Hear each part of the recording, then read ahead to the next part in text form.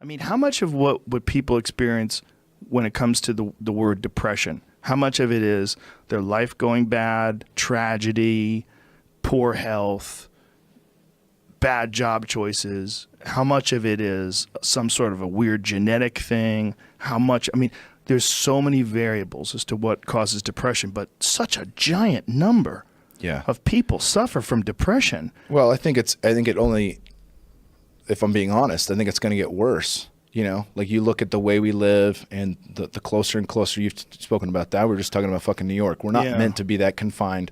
We're not meant to sit out.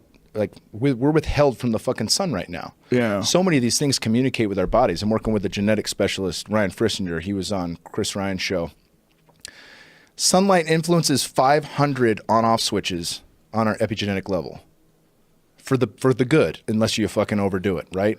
500 plus on-off switches in our DNA are affected by sunlight positively, right? I mean, that's why they look at vitamin D3. Take that for example. They're calling that a hormone now, not a fucking vitamin. Really? Because it's a messenger. That's how much it influences in the body. Incredibly important. So when you think about all these things like being barefoot, being connected to the earth, going in the fucking ocean, science will catch up in certain ways. But we get fixated on the thing. We get fixated on our phones, on whatever TV is going on. We're closed off from other people. We think, communicating through Facebook is the same as being fucking face to face. It's not.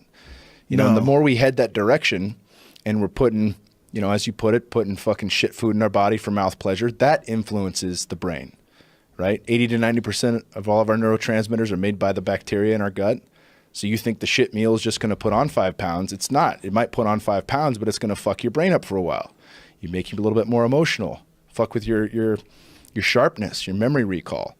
All that's impacted. Sleep's impacted. I wish Michael Walker talked a bit more about that. I just don't think it's in his wheelhouse. I don't think it is. He's just a guy who studies sleep and the effects on it. But fuck, was that illuminating and eye-opening. That podcast was so important to me. It was fucking fantastic. I think his book is really good, but as far as like dialing in sleep, it's more of this is what happens when you don't sleep. Mm-hmm. Sleep, the book Sleep by Nick Littlehales is probably my favorite because that gives you it's a fucking how-to guide on how to maximize sleep. And when you were younger, lack of sleep didn't affect you the way it affects you now, right? Correct. Yeah. Everything he talks about, like with that shift that you have, that happens in adolescence where you become a night owl, no doubt. And I probably still could stay out a little bit later until having a kid. And then that's your immediate reset. Yeah. Bitch, you're getting up when the sun comes up. Yeah. Be prepared, sir. Get ready.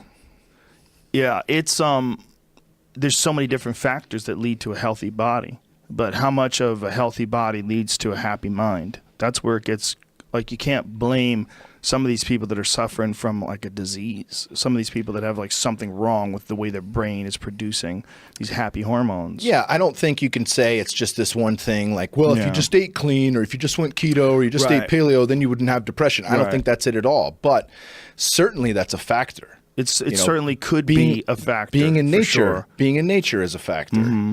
And unpacking trauma. Gabor Mate says at the heart of all fucking addiction is some form of trauma. Yeah, I'm sure. Completely makes sense. Yeah, his theories on that are fascinating. I never thought about it that way. That some form of trauma during your developmental stage has led you to like seek out this weird, crazy feeling and experience. When you have you known many people that have had like serious addictions, like meth or? Oh yeah. Without naming names, people very close to me, family members, have been addicted to meth. Lost a cousin to pills. I've been going to AA, not for me, for a family member since I was 3 years old.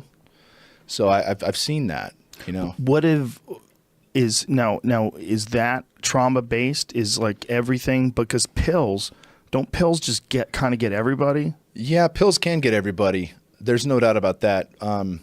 Unless you wean yourself off, you have like real issues, there was some trauma there in all of those circumstances. And I'm not saying, pills can fucking grab you. There's no doubt. But certainly with the meth and the alcohol, which was other things, no doubt there was trauma there.